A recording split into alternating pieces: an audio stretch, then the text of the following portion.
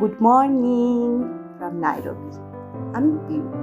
অনেক বছর আগে আমরা নাইরোবি এসেছিলাম, রোজ সকালের মতন আজও।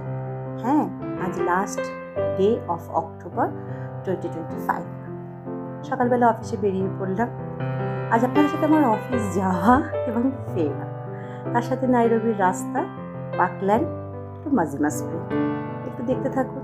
আমি যাই সাধারণত সকাল 8:30টার মধ্যে অফিসে, আবার অফিস থেকে বেরোই 5:30 পৌনে 6টা নাগাদ, বাড়ি ফিরতে ফিরতে 6:30, কখনো 7টাও হয়। এই আর কি, দেখতে থাকুন। মাঝে আছে আমার লাঞ্চ দুপুরে, যেটা আমি অফিসেই খাই, এবং ফেরা এভিনিউ অ্যাপার্টমেন্ট থেকে শুরু করে এভিনিউ অ্যাপার্টমেন্টেই ফেরা।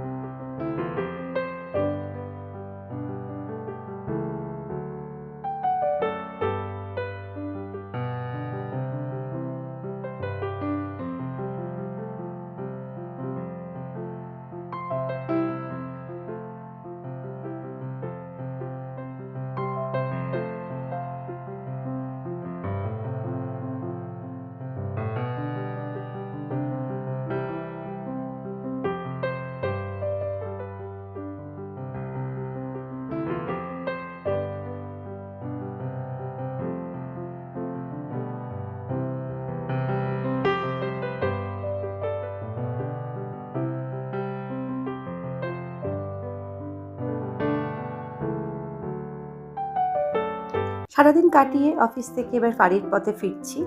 একটা কথা বলতে ইচ্ছা করছে। লেখাটা হুমায়ুন আহমেদের। প্রত্যেক মানুষ এক একটা বইয়ের মতো, কেউ সহজ, কেউ কঠিন, আবার কারো হরফই বোঝা যায় না। কিছু বই পড়তে গেলে প্রথমে ভাষা বুঝতে হয়, আর কিছু বইয়ের পৃষ্ঠা একেবারে শূন্য, নীরব, রহস্যময়। আমার বইটা কেমন? হয়তো সহজ ভাষায় লেখা, কিন্তু সত্যিই কি সহজ? কারণ সরলতার মাঝেও লুকিয়ে থাকে অসীম জটিলতা। এই তো দেখতে দেখতে কেমন সারাটা দিন কাটালাম।